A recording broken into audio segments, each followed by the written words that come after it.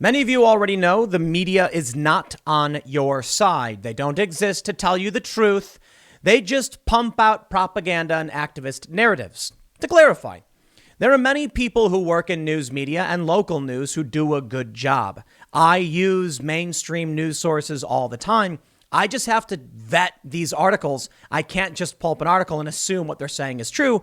So I try to find a bunch of different articles, and if they're saying similar things, then I think, okay, maybe this is as close as we can get to the truth.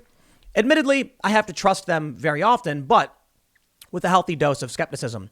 If they're ever citing a poll, I'll look into the poll. If they're ever citing a lawsuit, I'll look into the lawsuit. Like with the fake news about Donald Trump's lawsuit in Pennsylvania, I actually read the suit, check the source, and see if they're giving you fake news. Well, now we have another survey.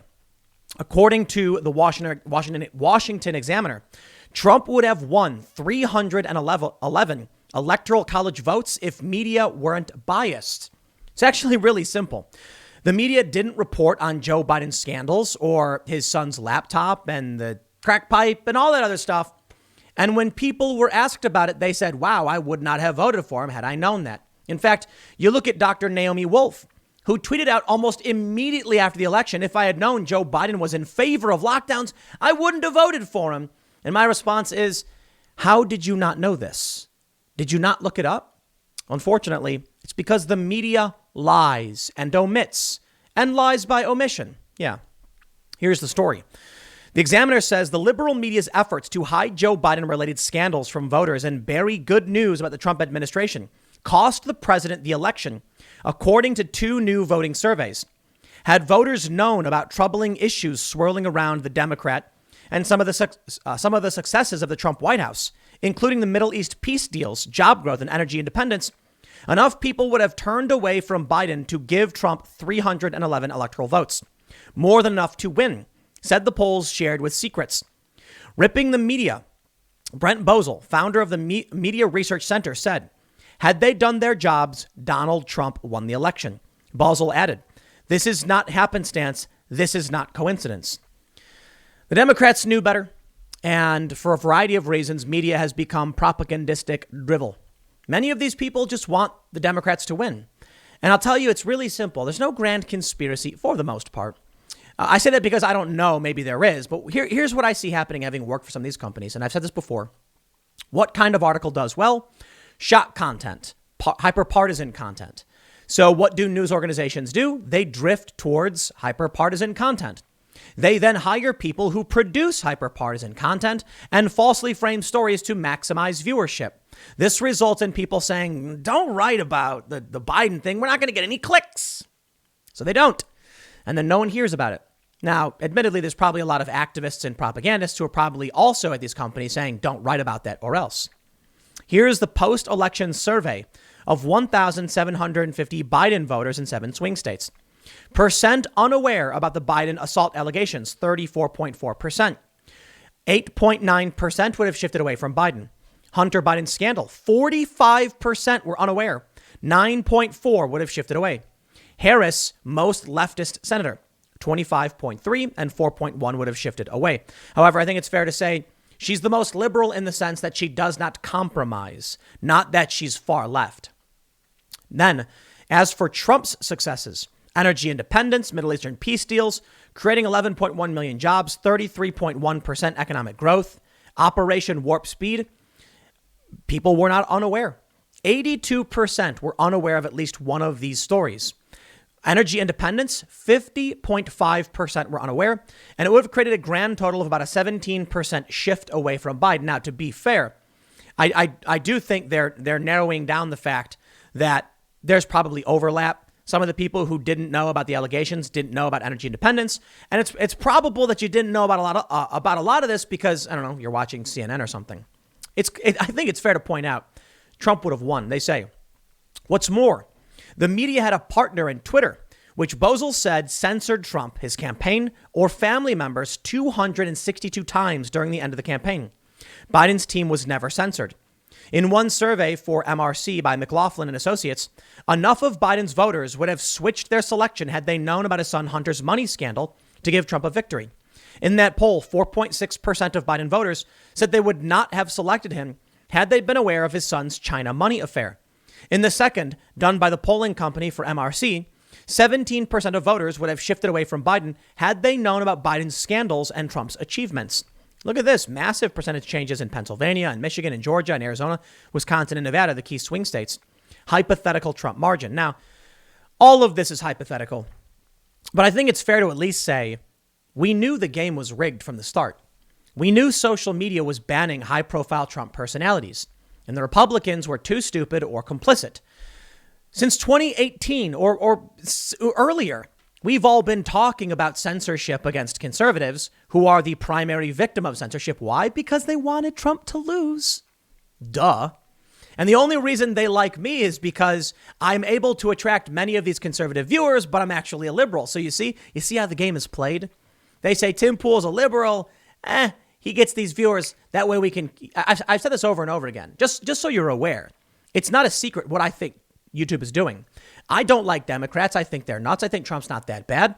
I don't think he's perfect or anything like that. But I thought the Middle Eastern look at this. The Middle Eastern peace deals were amazing. The job growth, the economic growth, I thought those were great. Energy independence was a good thing. Operation Warp Speed, I thought it was great. Trump was doing some fairly good things. I thought Biden was doing bad things, and Biden has a bad history. So I said, all right, begrudgingly, I'll vote for Trump. I think what YouTube wants to do when they ban certain high-profile creators, and YouTube isn't the worst, mind you. It's Facebook and it's Twitter. But when they ban a lot of people, they're hoping those people will stick around and watch, Steven Crowder and, other right-wing creators who they're allowing to remain on the platform. They want to spin the wheel, push. They want what's considered right-wing to be far-right, what's considered centrist to be right-wing. And they want someone like me who's a left-leaning independent to be considered right-wing, which is now what they're basically doing. They like it. Shifting the Overton window. That's how the game is being played. And we knew it from the get-go. It wasn't just social media. The Democrats changed the rules. We know this. Mail-in voting was a huge boost. They then had a month to maybe ballot harvest. We saw several accusations of ballot harvesting. But maybe even just general outreach. That's the thing y'all got to understand. With 1 month, with mail-in voting going out, they could go door to door and just say, did you fill out your vote yet? Fill it out. We're here. Fill it out. Now mail it in. And they don't got to harvest. They can just say, do it, vote. And they gave themselves that month to do it. And that was a way, one of the principal ways they won. The other thing they did was they suppressed information, they censored, and Twitter did this. People like Jack Dorsey, man. I think Jack Dorsey, I don't think he has any power, mind you, the CEO of Twitter. I think for the most part, he's just like a figurehead, just a face. In reality, the company knew what they were doing, and they knew why they were doing it. It was a long time ago that, Paul Joseph Watson, Alex Jones, Laura Loomer, Milo Yiannopoulos, many people were banned across the board on social media. And it was obvious what they were doing. High-profile Trump-supporting personalities were purged. So, look, when they say that Trump lost, and in some states it was relatively close. People are saying it wasn't even close. 306. Nah, look. The 2016 race was very close. Trump won some states by thousands of votes, tens of thousands. And in this case, it was relatively close. I'm not going to say it was extremely close, but it was relatively close. We've had races where it's like, Obama gets several million more votes and several states cleanly go to him and we know it's not close. No, in this case, Trump looked like he won on election night and then they went, oh, red mirage. Oh, we're going to find the votes. Yeah, everybody knew that was coming. So anyway, they say, a survey of voters in the key battleground states of Arizona, Georgia, Michigan, Nevada, North Carolina, Pennsylvania, and Wisconsin found enough Biden voters switching to give Trump the win in each state. The survey did not assume that those voters leaving Biden would shift to Trump, showing how close the races were, basically saying they're not saying it would have necessarily have given Trump the boost, but taking enough votes away from Biden meant Trump would have won. And I think this shows, well, we got a serious problem. In my main segment, I talked about the decoupling of America. Actually, it was the CEO of Axios who said there would be a decoupling. And I think he's right. I think there will be a decoupling. Why? Well, conservatives know the media is lying to them and lying to many people. The battle now is on for heads, counting heads. Republican networks need to convince people to join their ranks. They need people to leave mainstream media and get them to join the ranks of conservative media. But it's not, I shouldn't say necessarily needs to absolutely. It will help them. I'll put it that way. There are left-wing social media platforms. There's like Mastodon. not particularly large for the most part. Parler is growing exponentially, and conservatives are finding their own voices and their own spaces. Here's what's going to happen. Many conservatives are still on Twitter. They just have a presence on Parler where they can say more of what they want. Now, Parler does have different rules, in many ways stricter rules. They have a broadcast standard, meaning you still can't put up hate speech, but you can say basically anything you want about, a lot of things. Twitter will ban you for, questioning the election or stuff like that. Here's what I see happening.